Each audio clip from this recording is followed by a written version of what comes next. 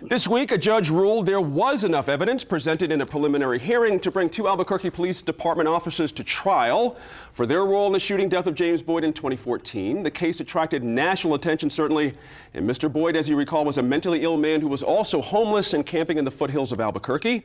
He was shot and killed during a standoff with APD. And now, are you following this case? You can share your reactions with us on our website, NewMexicoInFocus.org. We'd love to hear from you. I'm joined at the table tonight by Tom Garrity from the Garrity Group PR, Harry Van Buren, professor at the UNM Anderson School of Management, former New Mexico Lieutenant Governor Diane Dennis is back with us, and Sophie Martin, an attorney and editor at DukeCityFix.com. Tom, start with you. The Journal reported this week that this trial for Dominique Perez and Keith Sandy will be the first time in 50 years that an APD officer has been charged related to shooting deaths while on duty. Long time. What do you think this hearing officer heard or agreed to specifically to allow for this judgment to go to trial? What was at play here? Well, I think at play was definitely, and I'll be interested in Sophie's comments, her being an attorney, because it's a legal case. I think a good job was done of saying, here's the bare minimum that you have to consider. Right. And I think that Ms. McGinn did a very good job of saying, of establishing, saying, he had turned his back.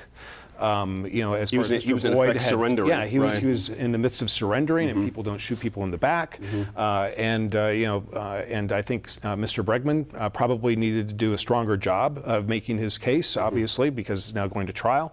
But I think this is going to be important because it's a defining moment for APD and for the city of Albuquerque. Right. And how APD responds during this time is going to be very critical because they are not going to be able to get their message out and above anything that is going on with this trial. The trial is going to define APD. So APD cannot afford any slip-ups or any perceived slip-ups, because if so, they are going to have the wrath of the community come down on them just because everything is focused on a major failure within the Albuquerque Police Department in this event. Interesting point there, Sophie. Let me turn to you. Things are different now, aren't they? I mean, we've crossed a threshold here that some folks were dreading, some, if you support APD, and some folks were really pulling for. How do the dynamics change then? This is an interesting point, Tom Breda. Everything's different now. I think it's a really good question, and it's a dynamic that's changing across the country. I mean, I think it's worth pointing out that in Atlanta, there's a similar case that's going down in Atlanta right now. Other parts of the country where we're seeing similar issues. I remember sitting at this table a good year ago and having a conversation about how no police officer is ever indicted, no police officer ever goes to trial, no police officer is ever convicted. And that was really true. Now, some of it may still be true. We'll see what happens when this is all done, whether a jury does in fact convict these two officers. But this is a sea change in terms of accountability for the police within the courts. I think we've seen, especially with the change in relationship between the DA's office and APD, a real sea change in that what has often been perceived as kind of a hand-in-glove type relationship.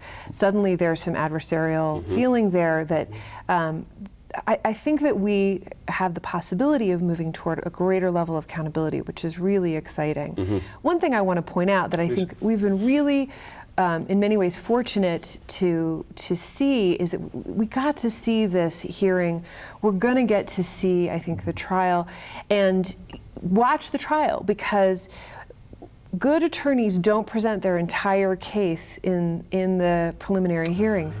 They wait, they hold things back. You don't want, as an attorney, to be like, here's everything, and then give the other side time to pick it apart and come with a better case. But it's risky, though. Didn't Mr. Bregman and the defense team have to roll the dice a little bit to prevent this from happening? Were they let me put it this way, were they incentivized not to hold everything back and just go for the gusto? I think it's actually probably the prosecutor that's holding back more, and so I would expect that we would see more in the trial from the prosecutor. But beyond that, remember that this is not a grand jury, so this isn't exactly the same situation, but remember that old saying about how a grand jury would indict a ham sandwich. The bar is quite low at this level. It's probable cause to bring the trial, not reasonable doubt, not preponderance balance of the evidence. And so the bar is much higher in the trial itself. Randy McGinn and her team only needed to get so far. And so they make calculations about how much do we need to present, how much can we hold back in order to get to trial, and then hit them with everything we've got. That makes sense. Thanks for that clarification. Harry Van Buren, good to see you again. In essence, we've been talking at this table for some weeks now that this is in essence a video trial. We are all privy to the evidence, so to speak. How impactful, in looking back, was that evidence of Mr. Boyd being shot caught on film now, with the decision now made to bring to trial? Well, and I think this is why things like lapel cameras have gotten so much attention, that it really is the case that a picture tells 1,000 words. And as Tom pointed out, the fact that Mr. Boyd was turning his back, that really, I think, changed the optics of the situation to a pretty significant degree. And I think that dovetails with a broader trend where people across the political spectrum, liberals and conservatives, are becoming much more concerned about police conduct. Who should be is more critical of government power than folks who are more conservative. So I think we're starting to see a coalition developing of folks who are starting to look at how it is that the police are behaving and how they're actually functioning in the community. That's right. Lieutenant Governor, we all see things differently. Some folks see those officers under direct and immediate threat, and a justifiable defense on their part of it would be their fellow officers could have been seriously injured. Obviously, the hearing officer had a different idea on that, but is that not a reasonable defense, it seems to me? I mean, you've got a man with 2 knives within about 8 feet. You know, we all saw that. It's about their only defense. Yeah. Because they were well armed and well manned, and had a dog. Yeah. So there were a lot of ways of preventing, even though when you take concealed weapon training, they show you how someone can get to you with a knife before you can pull the trigger. That's right. But they were a little more skilled at pulling the trigger. That's mostly for people like household use of a firearm. But I think one of the things that Tom mentioned is it's not only a turning point for the APD, it's a turning point for the city, because the chief and the mayor and people who have really kind of operated in a cloud of denial about where this was going to go. Even the defense attorney who asked for the DA's office to be removed, and he got undoubtedly one of the most skilled attorneys who doesn't take many cases she can't win. And so it was a choice on her part to take this case. And so I think that's just a relevant point. There's so many levels. It's going to impact the city for law enforcement. It's going to impact the politics of the city. There's a lot of things down the ladder that will be impacted. Tom, right about 30 seconds left on this one. I'm interested in something Sophie mentioned about, we still have a trial. We don't know what's the outcome of that trial is going to be. We don't want to cast out too far forward, but you know, for some people, it could in fact be that this would not settle anything if these folks got prosecuted, but the behavior continued amongst the police force.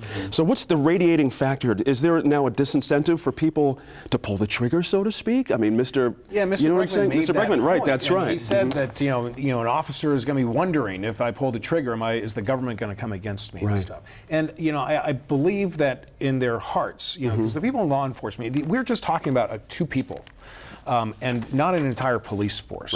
But somehow an entire police force is being indicted because of these actions of 2 people. You know, I think the threshold of evidence, as Sophie mentioned, is going to be much greater. I mean, they're going to have to make a case, and of 12 jurors, Bregman needs 1. That's right. And it's, you know, so Randy McGinn has her work cut out for her. It's a long way from over, absolutely. Up next, we discuss the potential long-term impacts of the spill in the Animas River.